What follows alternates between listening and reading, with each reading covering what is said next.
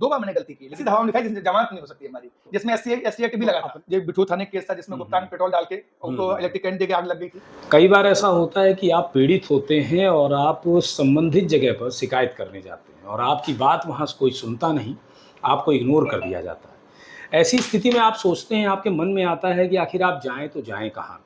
तमाम लोगों के दिमाग में आता है और तमाम लोगों को लोग सलाह देते हैं कि आप मानवाधिकार वालों से जाकर के मिलिए, मानवाधिकार आयोग से संपर्क करिए। हमारे साथ इस वक्त मौजूद हैं राष्ट्रीय महामंत्री मानवाधिकार सुरक्षा एवं संरक्षण ऑर्गेनाइजेशन के तपन अग्निहोत्री जी। तपन जी, सबसे पहले तो तमाम लोगों के मन में ये सवाल होता है कि मानवाधिकार, एक्चुअल में मानवाधिकार है क्या?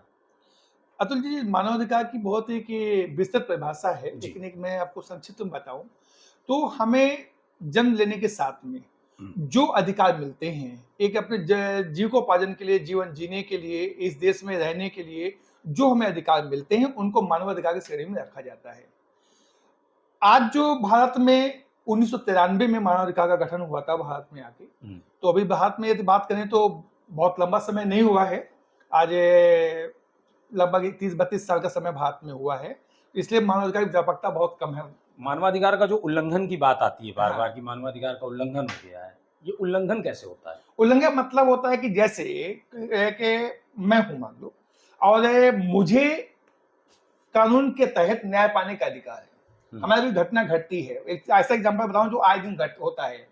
हमारे साथ कोई घटना घटी, हम किसी सरकारी विभाग गए, ठीक है, सरकारी विभाग ने हमारी बात नहीं सुनी या हमारे को उल्टा केस दर्ज कर दिया, तो कहीं ना कहीं जो हमारे अधिकार थे उसका हनन हुआ वहां पर, कि जो सुनना चाहिए, जो हमारे लिए करना चाहिए, हमारे ने करके दूसरे विपरीत पे कर दिया उन्होंने। तो उस परिस्थिति में हम न्याय कहाँ जाए, किससे न्याय कर पाए जाके? उस परिस्थिति में हम पूरा विश्लेषण लेकर के, पूरी चीजें दस्तावेज लेकर के हम आयोग में जा सकते हैं। कई बार हम लोग पढ़ते हैं अखबारों में, हाँ, और आमतौर पे हमारी बातचीत में भी होता है कि पुलिस खुद मानवाधिकार का बड़ा उल्लंघन करती है। बहुत बड़ा उल्लंघन करती है। तो ऐसे केसेस जो आपके पास आते हैं जिनमें पुलिस मानवाधिकार का उल्लंघन कर रही है, हाँ, उन केसों को हैंडल करना कितना आसान होता है? आसान तो नहीं होता है, मुश्किल होता है, बहुत दबाव आते हैं। बहुत केसेस में आपको, आप कानपुर में देखे होंगे, एक सोनू मोनू का केस था, उन्नाव के लड़के थे, ये बिठूर थाने केस था जिसमें गुप्ता में पेट्रोल डाल के उनको इलेक्ट्रिक करंट देके आग लग गई थी। अब देखिए इस केस में भी क्या होता है, समस्या कहाँ आती है? समस्या हमें तब तक नहीं आती है जब तक पीड़ित व्यक्ति हमारे साथ होता है। उस सोनू मोनी वाले केस को मैंने हैंडल किया, आयोग भेजा, जांच आई, मेरे पास सम्मन आया, नोटिस थाने से आया, मेरे पास बयान हुए, मेरे सब कुछ हुआ, लेकिन उसके बाद पीड़ित ने ही अपने बयान बदल दिए। क्या कारण हो गया? पीड़ित आपके पास आया था, तो जाहिर सी बात है न्याय की उम्मीद लेके आया था, बिल्कुल। और आने से पहले उसने सारी चीज़ें समझी भी होंगी, उसको हाँ। बताया भी गया होगा, आपने भी बताया होगा कि क्या-क्या प्रॉब्लम्स आ सकती हैं, किस तरह की दिक्कतें। तो क्या कारण हुआ कि बिल्कुल लड़ाई लड़ते-लड़ते अचानक वो बैक फुट पे चला गया? होता है क्या ना कि हम सब कुछ सपोर्ट, कानूनी सपोर्ट दे सकते हैं, एक न्याय दिलाने के हम वादा कर सकते, दिलाते भी न्याय हैं, लेकिन आदमी दबाव जो होता है, एक बहुत बड़ा दबाव जो होता है, वो आप भी समझते हैं, हम भी समझते हैं, उस दबाव के आगे व्यक्ति टूट जाता है। और किस तरह की कठिनाई आती है? तो मान लीजिए चलिए पुलिस का दबाव हो गया, हाँ, और मानवाधिकार में जैसे तमाम तरह के उल्लंघन होते हैं, और भी किसी तरह का दबाव, सामाजिक दबाव, बड़े नेता हाँ, हैं उनका सामाजिक दबाव, पॉलिटिकल दबाव तो खैर मैंने आज तक कभी कोई ऐसा नहीं आया मेरे ऊपर, ना उसको मानता हूं मैं। सामाजिक दबाव आते हैं, बहुत से केस ऐसे हमारे पास आते हैं जिसमें ये दो पक्ष, हमारे जो पक्ष मेरे पास आया है वो पक्ष सही है, व्यक्ति है, वो पीड़ित है व्यक्ति, लेकिन जब मैं उसका केस लेता हूं, काम करता हूं, तो उसमें दूसरा पक्ष जो होता है वो समाज के बड़े बड़े संभ्रांत व्यक्तियों से एक फोन का दबाव डालने का प्रयास करता है। बहुत कि जैसे आपके पास कोई पीड़ित आया है तो उसने कहा कि साहब हम बड़ा पीड़ित हैं, हमारे मानवाधिकार का उल्लंघन हुआ है। हाँ, पर ऐसा भी होता है कई बार कि आपको बाद में पता चलता हो कि साहब ये तो खुद ही उल्लंघन करके आया है, बिल्कुल, खुद ही इसने जो बिल्कुल, है बिल्कुल, आप सामने वाले के साथ किया है। बहुत अच्छा प्रश्न किया आपने। 2 बार मैं 2 बार गलत हुआ हूँ, मैं भी बता दूं मैं आपको, अभी तक के 18 साल के रिकॉर्ड में। अब बड़ी बात है कि आप स्वीकार कर रहे हैं, 2 बार आप गलत हैं, 2 अन्यथा बार मैंने गलत करते नहीं कार्रवाई लोग कराई ऐसा। मैंने, और दोनों बार रेप केस में गलत कार्रवाई मैंने करवाई। लेकिन एक बार ऑप्शन मेरे पास होता है आगे चल के, कि जिसपे जब हम कोई आयोग केस भेजते हैं तो आयोग उस पर कार्रवाई करने के बाद एक हमको रिपोर्ट भेजता है, और रिपोर्ट में हमसे कमेंट मांगता है कि आप सहमत हैं कि नहीं है। एक ही ऑप्शन मेरे पास था, वो दोनों केस ऐसे केस थे कि आप देख लेते तो आप यकीन ये नहीं कर सकते एक गलत था। एक लड़की मेरे पास आई, वो अपने वो कपड़े तक लेके आई थी कि मेरे साथ बलात्कार हुआ है, पहली बार मेरे साथ ऐसा हुआ है, और ये कपड़े देखो उसके हैं, जबकि वो घटना बिल्कुल फर्जी घटना थी, और मीडिया के व्यक्ति नहीं भेजा मेरे पास, लेकिन उसमें मेरे पास ऑप्शन था कि जब कमेंट के बाद में आया ऑप्शन, तो मैं उसमें 2 बार मैंने गलती की, लेकिन 2 बार के बाद आज तक का रिकॉर्ड है, कोई गलती नहीं मुझसे हुई है। और केस को जब तक इन्वेस्टिगेट नहीं कर लेते हैं, किसी के द्वारा भी आए, वो हमारा कितना भी सगा क्यों ना हो, लेकिन जब तक केस की तह तक नहीं पहुंच जाते हैं तब तक केस को आगे फॉरवर्ड नहीं। उत्तर प्रदेश में क्या स्थिति है? क्या मानवाधिकारों का पालन वैसे हो रहा है जैसे होना चाहिए? देखिए, संपूर्ण उत्तर प्रदेश छोड़ो, संपूर्ण हम आपको एक जिले की बात कर लो, सिर्फ कानपुर जिले की कानपुर बात पे कर आ लो, जाते हैं, हम कानपुर की ठीक बात है, कर लेते हैं। कि मानवाधिकार का यदि आप देखें, हम तो मानवाधिकार का जो पालन होता है वो 40-45% ज्यादा नहीं होता है। हर जगह आप देखो, आज ये चीजें होने लगे तो हम जैसे लोग की जरूरत ही कभी नहीं पड़नी चाहिए कहीं। समस्या कहाँ आ रही? लोगों को मानवाधिकार, अपने मानवाधिकार के बारे में पता नहीं है, या विभागों को पता नहीं है, या जानबूझ करके ये किया जा रहा है? इसमें कई रीजन। पहला रीजन तो आपने जो बोला कि लोग मानवाधिकार नहीं जानते हैं। लोग मानवाधिकार जानते हैं, हम कहां से पहुंचे वहां तक, कैसे अप्लाई करें, शिकायत कैसे, ये नहीं जानते हैं। नंबर 2, मानवाधिकार के भी जो है मानवाधिकार, लेकिन उसके भी पर कटे हुए बहुत हैं, लिमिटेशन उसके पास भी हैं। आज मानवाधिकार जांच करवा सकता है, लेकिन मानवाधिकार कोई निर्णय नहीं दे सकता। आज बड़े बड़े केसों में मानवाधिकार जुर्माना लगा सकता है, लेकिन सजा नहीं दे सकता। तो कहीं ना कहीं मानवाधिकार बहुत सीमित होकर रह गया है। लेकिन अगर मानवाधिकार ने जांच करी, जांच में ये पाया गया कि इस जगह पे किसी व्यक्ति के या समूह का मानवाधिकार का उल्लंघन किया गया है, या उसके पीड़ित है वो, तो उस पे तो फिर संबंधित विभाग होगा जो न्याय दिलाने के लिए, वो तो कार्रवाई करेगा ना उसी रिपोर्ट पर। नहीं, मैं आपको कोई रिपोर्ट आती ही मान लो, जैसे मैंने अभी आपने एक केस देखा होगा आपने, चकीर थाने का था, नाम मुझे मिस हो रहा है, वो नाले में गिर के मर गए थे, 56 वर्षीय थे, दीवान थे। तो उस केस में हमने कानपुर नगर निगम, नगर आयुक्त को और डीजीपी को 2 पार्टी बनाया, क्योंकि नाले में गिर के मरे थे वो। तो नाले में गिरने का मतलब होता है कि नाला तो बंद होता है, जो नगर निगम एक्ट में है कि सिटी के नाले सब बंद होने चाहिए। ये नाला बंद होता तो व्यक्ति मरता नहीं, वो गिरता हाथ पर टूटते मरता नहीं। नंबर 2, डीजीपी क्यों बनाया कि पुलिस विभाग में आज मानवता, पुलिस विभाग का ही मानवता हनन होता है। आज पुलिस विभाग का रोस्टर नहीं है। आज पुलिस का एक जो अधिकारी या सिपाही होता है, वो बार बार 16-16 घंटे ड्यूटी करता है, जबकि मानवता हनन में आता है एक व्यक्ति को 8 घंटे ड्यूटी नहीं ले सकते आप है, एक सिपाही 16-16 घंटे ड्यूटी कर रहा है। तो मैंने ही बोला कि डीजीपी पार्टी इसलिए बनाया कि पुलिस का भी रोस्टर होना चाहिए, वो भी इंसान है, मानव है, उनका भी ड्यूटी घंटे तय होने चाहिए, ड्यूटी दिन तय होने चाहिए। क्यों ड्यूटी घंटे तय नहीं है? तो ये जैसे आपने जो बात बताई 16 घंटे ड्यूटी की, अन्य चीजों की, क्या ये चीजें मानवाधिकार आयोग को नहीं पता है? आयोग को पता है, लेकिन आयोग कोई काम नहीं करना चाहता है। अब मैं बताऊंगा, 1.5 साल हो गए, 2 साल हो गए केस हुए मुझको। आज 2 साल में मानवाधिकार आयोग जो था, आप वो कानपुर नगर आयुक्त को तलब नहीं कर पाया। सोचिए आप, कमी कहां पर है। डीजीपी जवाब आ गया, 2 साल में आयोग तलब नहीं कर पाया। अगर अब मानवाधिकार आयोग काम नहीं करेगा तो फिर मानवाधिकारों का मतलब क्या रह जाएगा? बहुत जगह ऐसी प्रॉब्लम है। अब हम जैसे लोग हैं, जानते हैं, हम लोग उसको निकाल के एग्जांपल, जैसे कोर्ट में होता नहीं, कोर्ट का जजमेंट निकाल के लगाओ, उसमें कई केस भेजते हैं, रिजेक्ट कर देता है, कैंसिल कर देता है केस है। हम उसका जजमेंट निकाल लगाते हैं, फिर दोबारा से स्वीकार करता है वो केस है। कानपुर में कितने केस आ जाते होंगे हमारे पास कानपुर महीने में हमारे पास कम से कम 250 से 300 केस आता है। मतलब ये लोकल प्रतिवर्ष या पर मैं मंथ बता रहा हूँ, प्रति मंथ 250 मानवाधिकार उल्लंघन के केस आपके पास होते हैं कानपुर शहर में। हाँ जी, तो ये आंकड़ा अगर हम मल्टीप्लाई कर दें बाकी जिलों के लिए, आज मैं ऑल इंडिया बात करूँ तो 6 से 7 केस पर मंथ हमारे यहाँ। सबसे ज्यादा किस विभाग से जुड़े होते हैं केस? हमारे पास सबसे ज्यादा आते हैं इस समय पुलिस विभाग, और दूसरे नंबर पे आता है राजस्व विभाग। तो पुलिस विभाग से तो अभी आपने थोड़ी देर पहले कहा उनके खुद के मानवाधिकारों का हनन हो रहा है। उनके हनन हो रहा है, ठीक है, उनके ड्यूटी आवर्स तय नहीं है, उनके हफ्ते ड्यूटी के दिन तय नहीं है, ये उनका हनन हो रहा है। लेकिन इसके साथ पुलिस भी तो मानवाधिकार हनन कर रही लोगों का।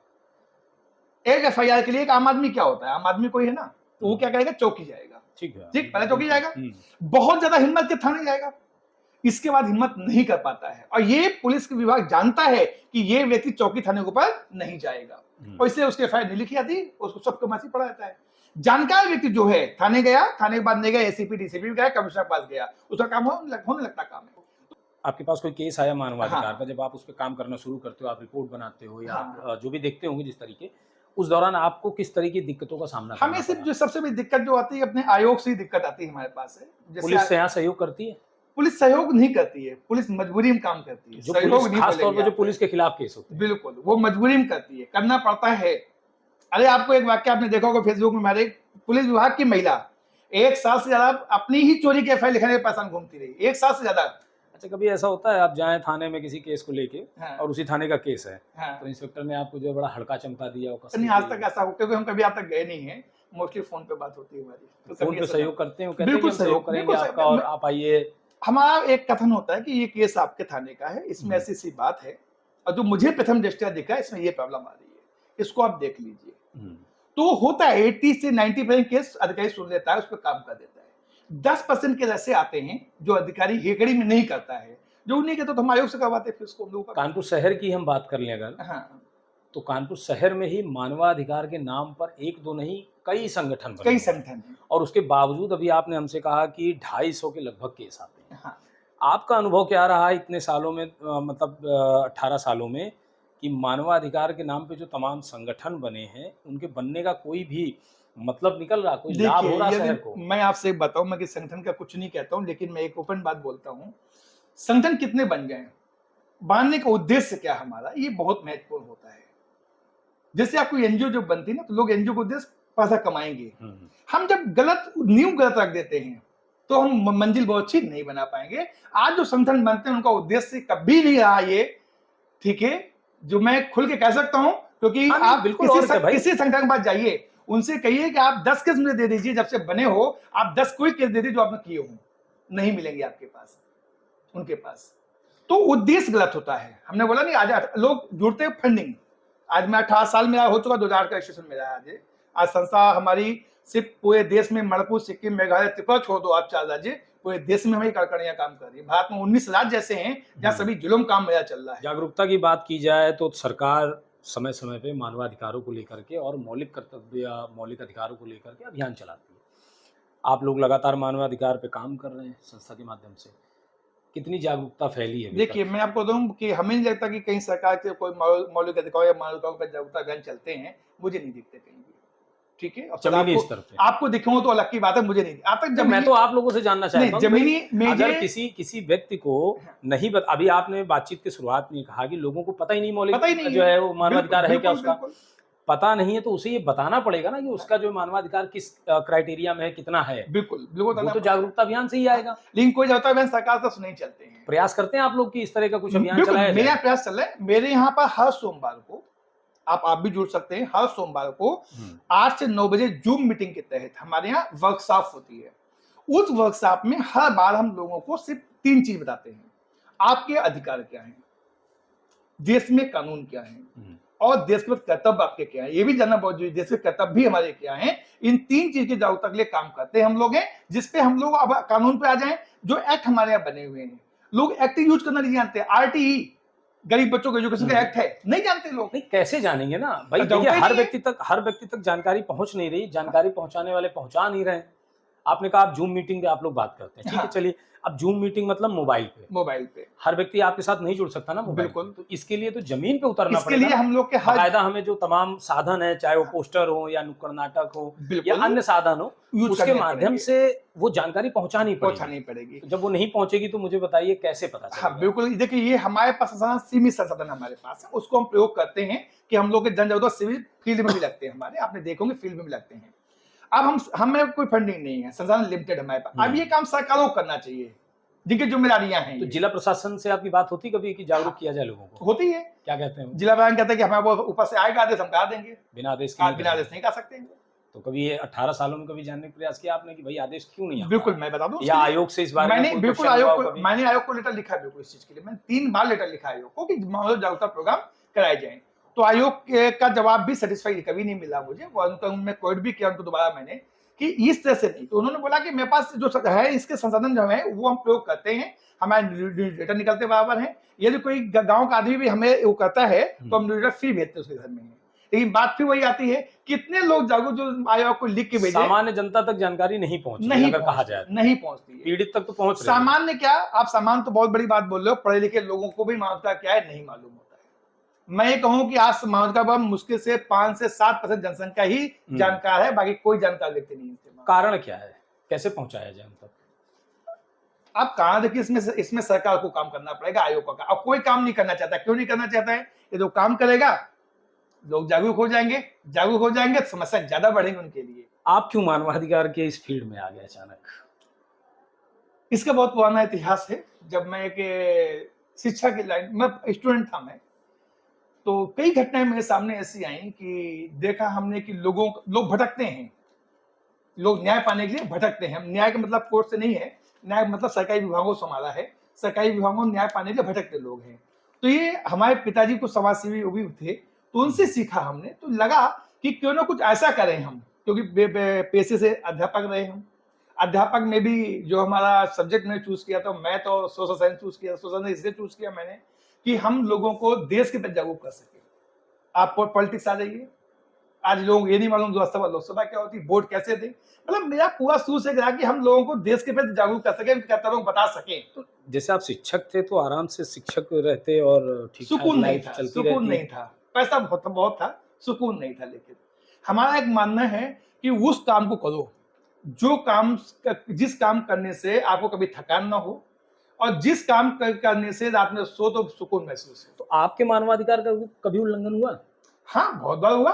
मैं आपको बताऊं, सबसे पहले मानवाधिकार 2011 मेरा ही उल्लंघन हुआ था। एक मेरे पास केस आया था, मेरे पास एक महिला केस था, उसके पति से पटाई थी महिला बहुत। उस केस को, क्योंकि हमारे संबंधित में पति थे, केस जब मेरे पास आया, उस लड़की को मैंने 1 महीने अपने घर रखा।